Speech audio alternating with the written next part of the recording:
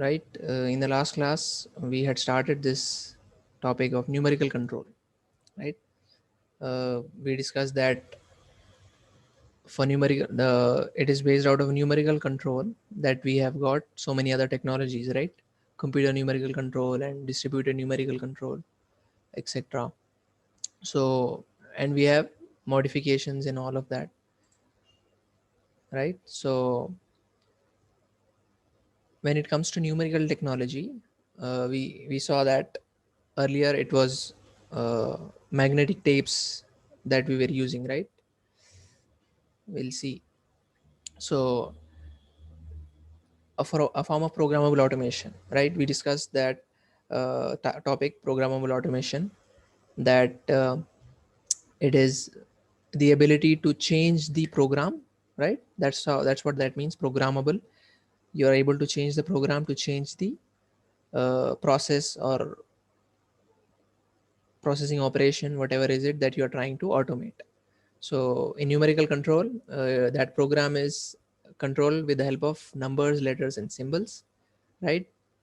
So the numbers form a program of instructions designed for a particular work part or job. So based on a specific work part that you want to process, you'll write a program with the help of all those entities. You'll have standard codes, etc. Right? We saw in the lab G codes and M codes. So the program of instructions will contain all of that information, the geometric information as well in the terms of coordinates, and also the tool information also, which tool is to be used, etc. So when the job changes, the program of instructions is changed. Capability to change the program for each new job is what gives NC its flexibility. Much easier to write new programs than to make major changes in the production equipment, right? You can easily change the program rather than having to change the setup, right? Many of the achievements in computer aided design and manufacturing have a common origin, right? As I told you about the different technologies that we saw in the last unit. So all of this have the common origin as numerical control. Conceptual framework established during the development of numerical control is still undergoing further refinement and enhancement in today's CAD/CAM technology. So that the addition of uh, the controller being able to store, right, the programs, etc. You have a dedicated memory so that you can store the programs. But initially in numerical control, we only had those tapes, right, physical tapes that has to be fed every time. So by refinement, we mean all of these things.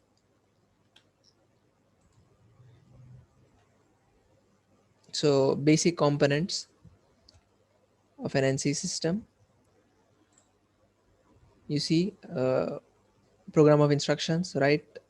Controller unit that will execute the instructions, and the machine tool, right? Be it an assembly, or I mean, be it an assembly tool, I mean, used for assembly or inspection or processing, etc. But a machine tool. So those are the basic components, right?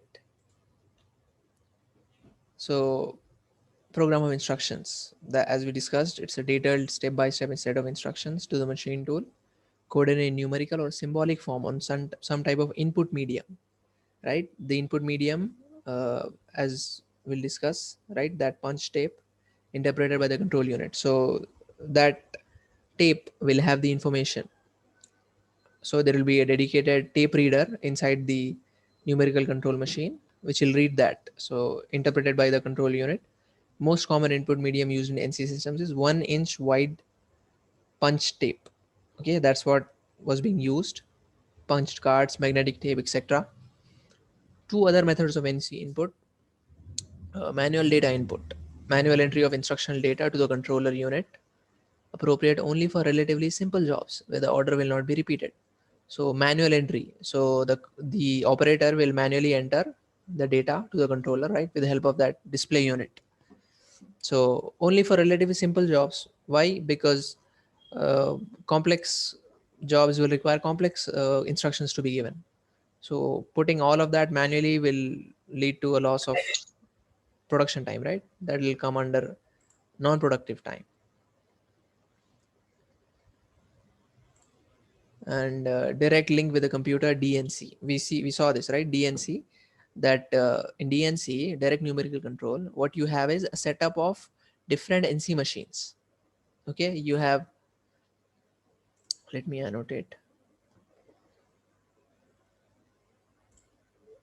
You have one NC machine, another NC machine, okay, like this. All these are NC machines. So, and there will be a computer, okay, mainframe computer. This will be attached to all these three units. So the instructions will come from the main computer that will control. The instructions are to be received from this computer. So that's direct numerical control. Okay, all these are NC machines. So if that computer goes down, all of these NC machines will stop. You'll have to either manually give the instructions or feed a different tape reader, etc. So that's one method of NC input, right? Is that clear?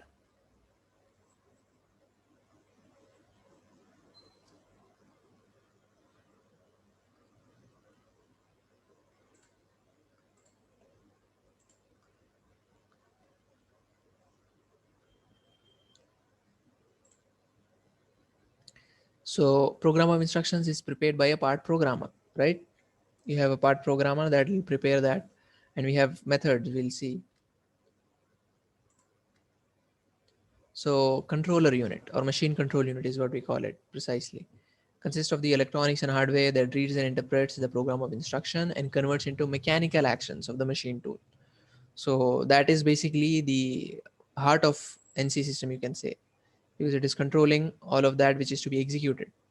So it reads it, it interprets it, and then it executes it, so that it gets converted into mechanical actions of the machine tool, right?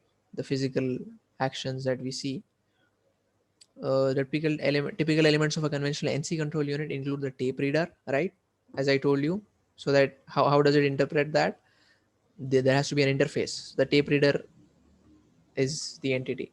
A data buffer, signal output channels to the machine tool, feedback channels from the machine tool. So if it is a closed loop control system, right, you have to have a feedback channel, right? So output channels to be sent to the machine tool, right? So for the instructions to be sent. So these are all entities or elements of that control unit. Nearly all modern NC systems today are sold with microcomputer as a controller unit. This type of NC is called computer numerical control. You see the link that if you have a dedicated microcomputer, right, in place of a control unit, so that will decide all the computations, etc., right? So that technology is what is called a computer numerical control, right?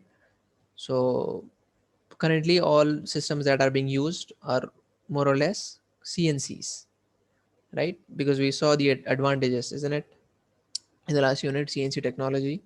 What are all the advantages that we get out of that?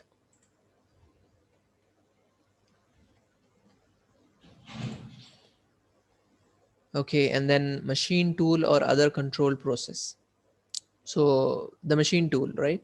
Most common example of NC system, one designed to perform machining operations, right? It could be any other, as I told you, it could be an assembly machine, it could be an inspection machine, right? All of those are possible, but the most common that we see, they are designed to perform machining operations, right? It could be turning, milling, grinding, or even your what do you call, welding, etc.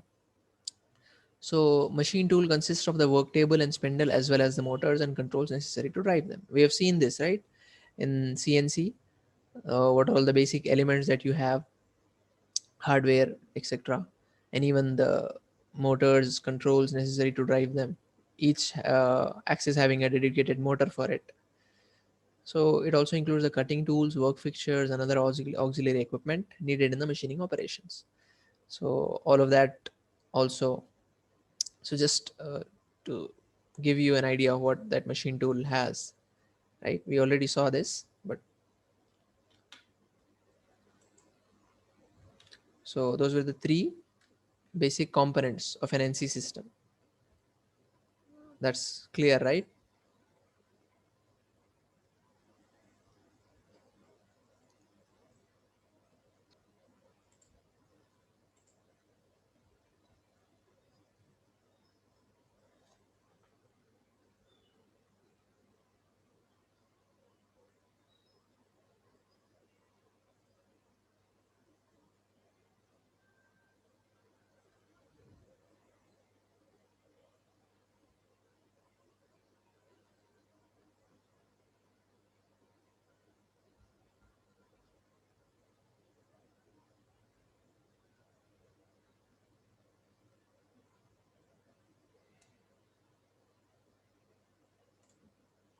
Okay.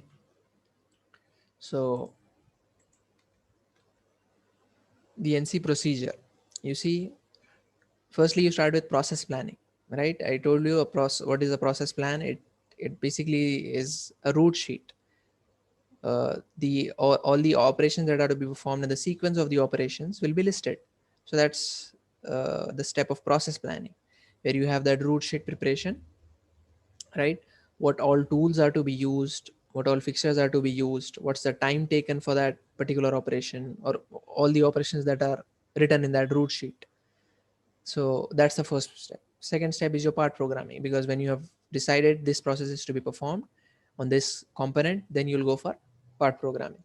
So you have two things, two types of part programming. That's your manual part programming and computer assisted part programming.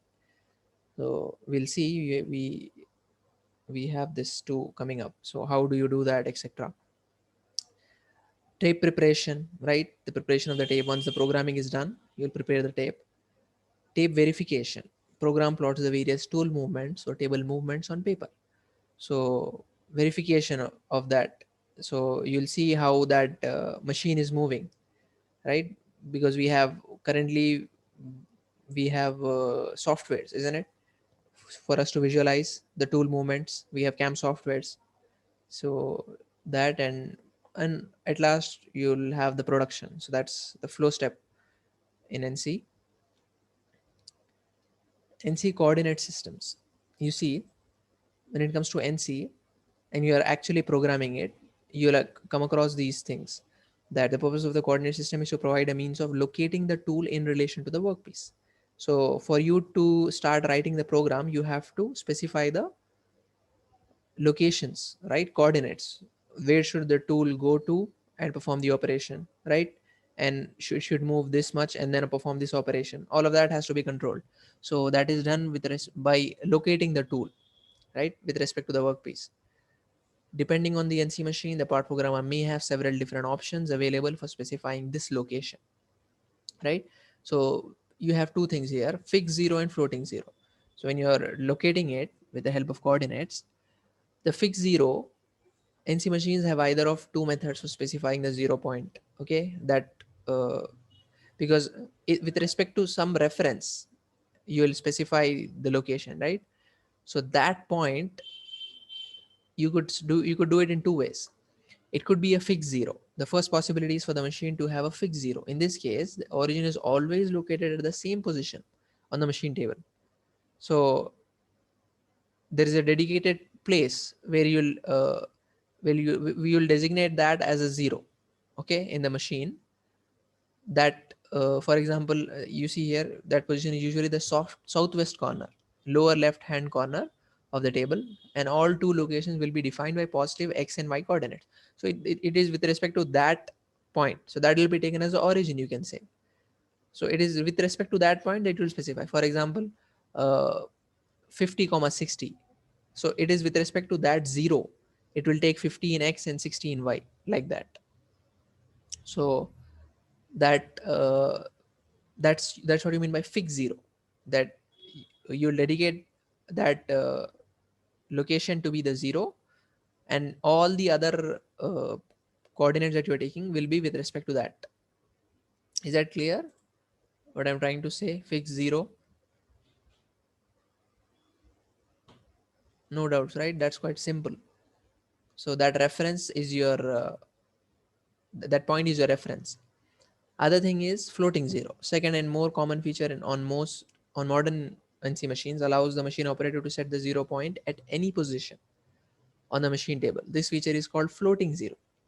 Part programmer is the one who decides where the 0 point should be located. The decision is based on part programming convenience. So instead of having one particular dedicated reference point, the part programmer has the uh, flexibility to decide that 0 point. Okay, that 0 point could be anywhere on the machine. It could change with the part, with every new program that we are giving. So it depends on the part programmer. Wherever is it that he find convenience, he can take that, right? So for example, if a part has uh, more features in the middle, for example, right, or it has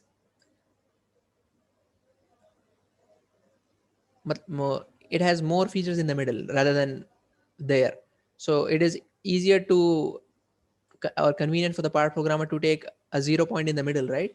So that he can manage that. And this is more important when you have axes or symmetries, right? So that convenience is there when it comes to floating zero, right?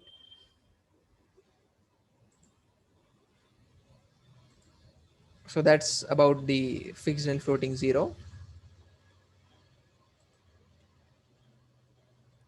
Another thing is absolute positioning and incremental positioning. Okay, so you have set the zero. Okay, now you want to specify the coordinates with respect to that. Now what will happen in absolute positioning means that the two locations are always defined in relation to the 0 point. So you will always refer to the 0 point.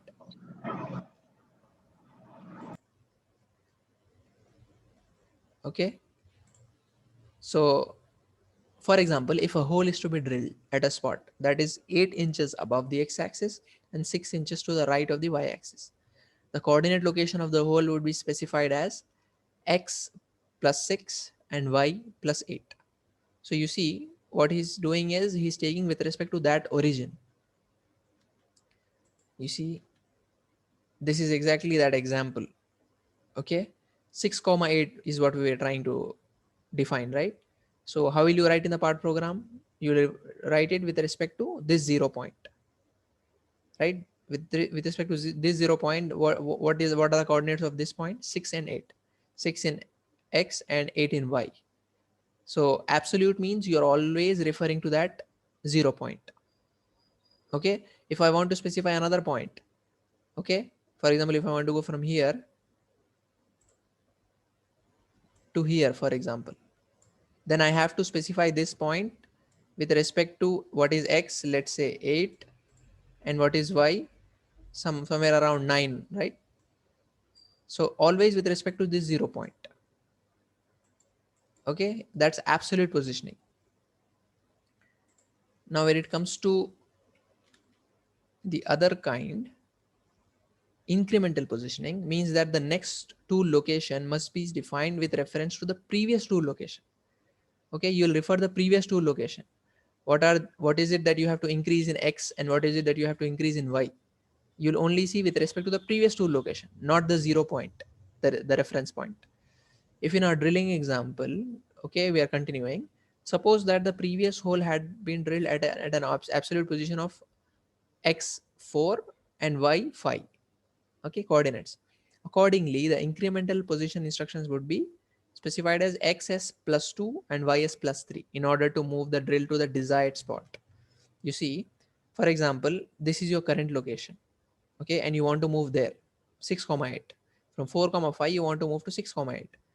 When you are preferring incremental positioning, when you're following incremental positioning coordinate system, then what you will do is you'll only add 2 in x, so that 4 plus 2 becomes 6. Okay, so that the increment in x, what is increment in x, you will see, you'll specify that, and then you'll specify the increment in y. So it's 5 and you want to go to 8, so what's the difference? 3. So you add 3. 3 is the increment that you have to add in y, and 2 in x. So when you do this, the new coordinate that you will get is 6 comma 8. So that's incremental positioning.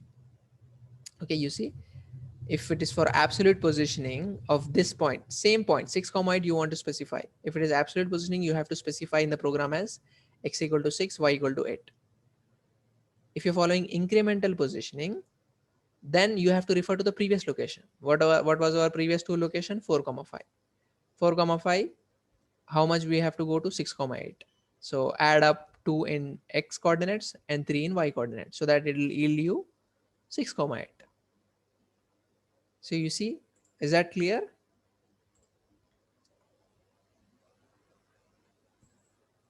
Absolute and incremental positioning.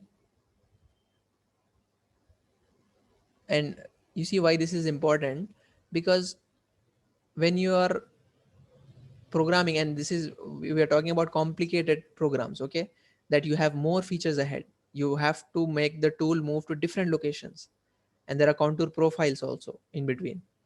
So why this will make a difference, incremental and absolute, is because if you are following absolute positioning, okay, then you are specifying that location of the two location with respect to 0 every time. Okay, so if you make a mistake, for example, if you make a mistake at 1 2 location, okay, and you proceed with absolute positioning, we are now doing with absolute positioning, 4 locations have to be specified, let's say, okay, simple case, 1 2 3 4. In the second step you made a mistake, okay, you specified either the x coordinate as wrong or y coordinate as wrong, but then you specified the third one. But you see, the third one is with respect to what? This is your third one, and that's your fourth one. Okay, 3 4, this is your second, and this is your first.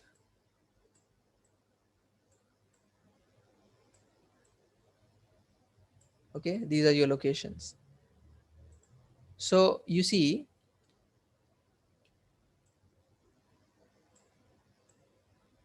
okay, you see, if you specified the second location as wrong and you moved on to the third location, how are you specifying the third one? With respect to the 0 0. So okay, this is done, this is done. Now because only this was wrong, only this place, only at this place you'll have a deviation in the dimension and not the other, because all of that you specified with respect to this 0 point. This is for absolute positioning, only this one is wrong. Okay, when it comes to incremental positioning, now you're specifying with respect to you're following incremental positioning. So you see, if this is wrong, now the next point that you will specify in incremental positioning, you'll specify with respect to this, but this is wrong, so this will also be wrong. Okay, and fourth one you'll specify with respect to, I mean, with taking third point as a reference, but this is wrong, so this will also be wrong. So you see, one drawback of incremental positioning is that if at all something goes wrong the midway, okay, in the middle of any coordinate has gone wrong, then all of the points that you're going to specify next will be wrong. So the dimensions will be out for all of those points, because the tool is what is going to, I mean, the tool will go to that particular spot to perform the machining, right? So you see the disadvantage, the drawback that you get with incremental positioning. It's useful in a sense, but you have to be very careful. Clear, right? Any doubts in this?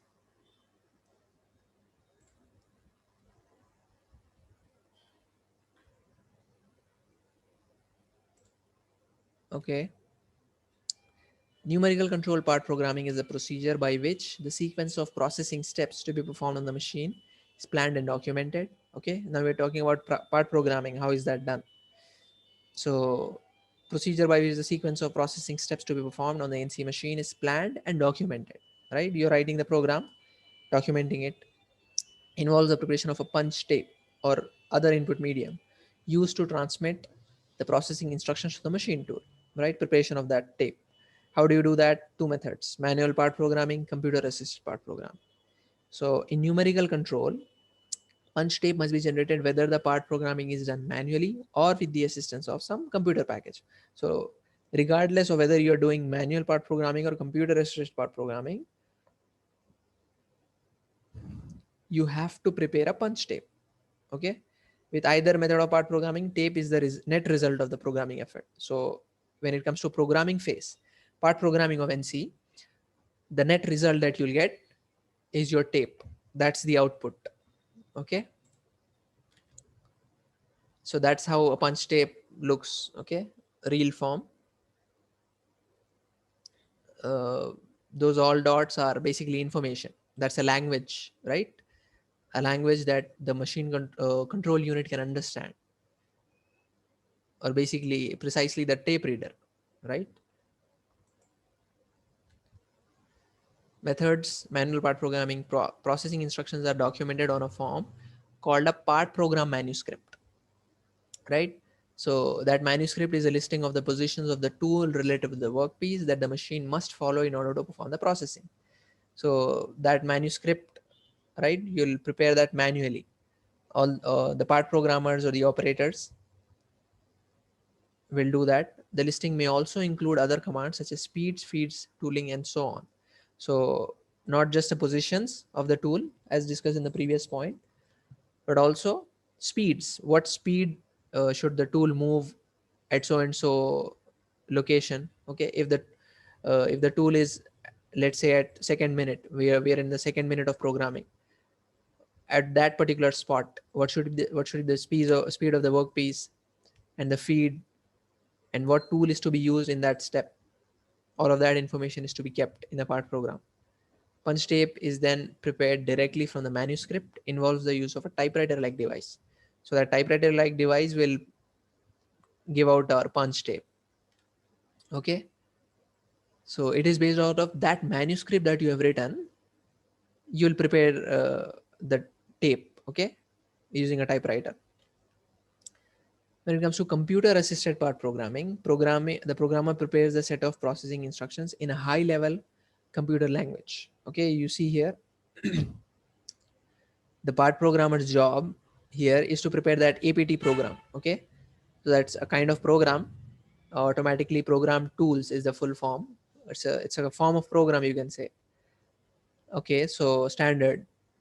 So that is a high level computer language that the programmer will prepare. Okay, the instructions will be prepared in that language. For complex jobs, this computer language is much easier to use than the lower level coding required in manual part programming. So when it comes to complicated jobs, it'll yield us more benefit. Okay, it's much easier also to use rather than that manual part programming we were doing, right? Specifying all the steps, basic steps, etc. So the high level language commands are interpreted by the computer, and the required calculations and data processing are accomplished to prepare the NC program for the tape reader, right? You see now the computer's job starts. So that's the input translation, arithmetic calculation, cutter offset, post processing, and then it will give out the tape to be sent to the machine tool and the tape reader accordingly. So what the computer will do is it will interpret and do the required calculation. So most of the calculations, the high level calculations and the data processing are are now being done by the computer now. So the program is relieved of that, isn't it? So that, and then the tape reader will come out. So you see all of these computer, the job of the computer, input translation, okay, so that the program is being read by the computer, arithmetic calculations, right? All the calculations of all those coordinates, etc., the exact coordinates, right? And cutter offsets. Even you see, I've discussed this topic, right, of cutter offset, that based on the tool that you're using, you have to take into account the cutter offset also. Some may have a more cutter offset, some may have a little cutter offset, but that has to be included when it comes to actual implementation of the program. So if those calculations are given to the part programmer, it will take a lot of time, right? The program has to be very carefully written, and you'll have to take that into account for every other calculation. So all of that is done by the computer now. when it comes to computer assisted part program. So that cutter offset is also very much important when you have the wear and tear involved, right? And that is a part of the process that that happens, isn't it? That's practical, that's a practical problem. So based out of the tool wear and tear, you have to consider the that tool nose radius compensation also. Okay, so all of that will also, if you give him the wear and tear, what's the value of that uh, tool nose radius where, then it will calculate the changes in the part program. Okay, so that we can achieve the same part that we intended. Okay, and not because of the uh, because of the wear and tear we could get another dimensions, right? So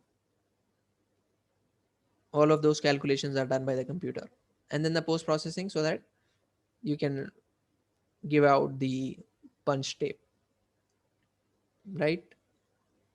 Clear, right? Computer assisted part programming.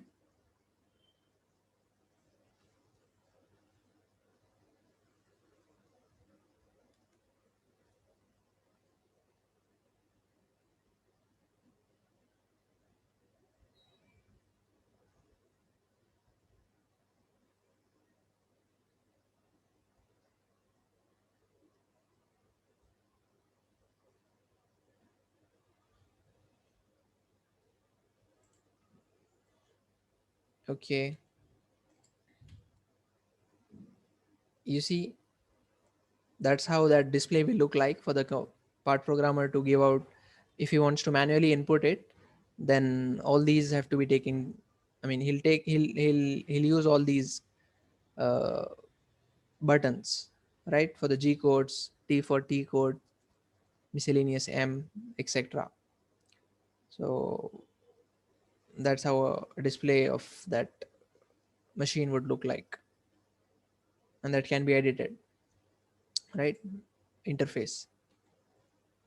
So when it comes to G codes, you see, we saw the standard codes that are there in the lab. These are all those codes.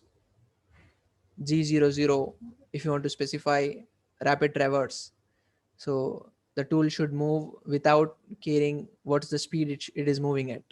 Okay, so you just want to move the tool from this part to this part, and you have to start the machining. So in between, the speed is irrelevant, right? So that's why you are having a rapid traverse. That's one, the first command. So immediately move the tool to the desired location without caring about what speed it is following, or what speed it is coming at. Okay, so that's an linear interpolation G01, circular interpolation clockwise, circular counterclockwise. Okay, all these are to be specified. Feed per minute if you want to specify, per revolution, absolute or incremental plot programming, right? Tool nose radius compensation, right? All of these input, what type of thread cutting, etc. So you see, that's about your G codes.